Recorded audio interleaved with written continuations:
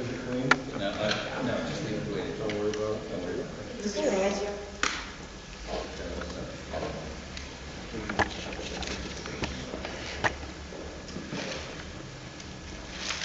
Well, thanks for coming in. It's good to see everyone. I just thought it may be good for us to have a little chat. I'm here. We are coming to the end of the fiscal year. You're sitting on the board. Oh, I'm sitting on the board. Okay. There you go. We're coming to the end of the fiscal year.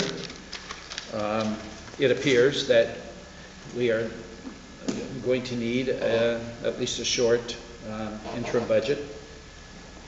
I expect the Senate will vote on that this afternoon, the House tomorrow.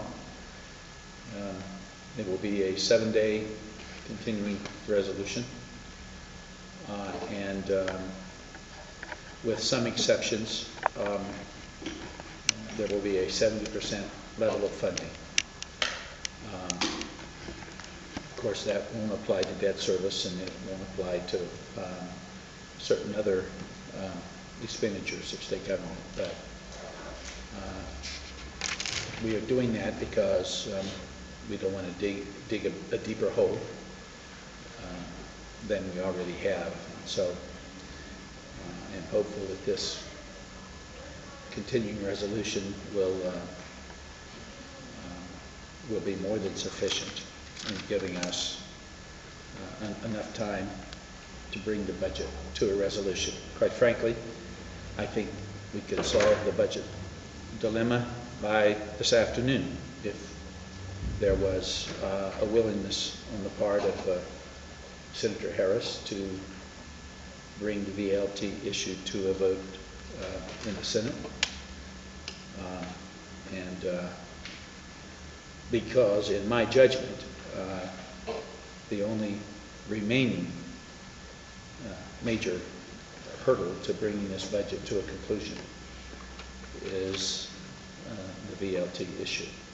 Governor, Senate President Harris told me that he believes you have the authority to use an executive order to expand the video lottery terminals out to the tracks under the Ohio lottery. He said it's basically the same thing that you did with Keno, and he said that the investors, on the Keno issue didn't need anything other than an executive order. How do you see that, and why, Well, John, why do you differ? John, even if that were the case, and I believe it is not the case, but even if it were the case, that still doesn't explain to me why he will not allow this issue to be brought before his caucus for a vote. He has in his possession, and I think you have in your possession, a letter from the track owners detailing why they believe legislative approval of this is necessary. And I won't detail those reasons for you because you have them in your possession. I have shared those with Senator Harris, and he continues to say to me what he said to you. Now, he's also said to me that this is not a political decision, but I refer back to what happened in 2007 when a very similar proposal was brought before the Senate, brought forth by Senator Stephen Stivers. And I have pictures of VLT machines. And I have pictures of VRT machines. They are both gambling at the 7 racetracks. The 207 vote actually mandated that these be installed at the 7 racetracks. What I'm asking for is authorization. There are 7 current senators who voted for SB 125. They are Senator Coughlin, Senator Grindell, Senator Cates, Senator Goodman, Senator Niehaus, Senator Schuring, and Senator Harris. So I do not see any legitimate distinction between what the senator has already voted for and what we are asking to get this budget completed, so that we can bring some sense of predictability and stability to our state. So VLT is a video racing terminal. We are suggesting that they be installed at the 7 racetracks, just as the VRTs were. They are machines where people sit and gamble. And I do not see any moral distinction, certainly. In fact, I don't see any significant distinction between what these 7 senators have previously voted on and what we are asking be included in this budget. If they can come forth with any reasonable distinction, I would be more than happy to hear their reasoning. But you yourself were the one who said for many months the people of Ohio have spoken.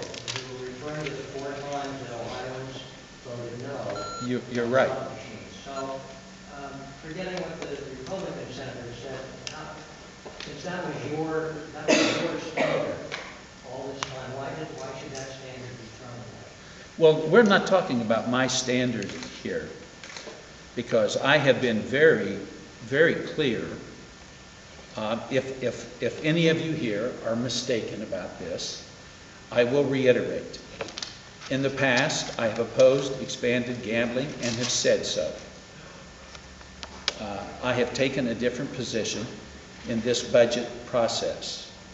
I will explain to you why I've done that.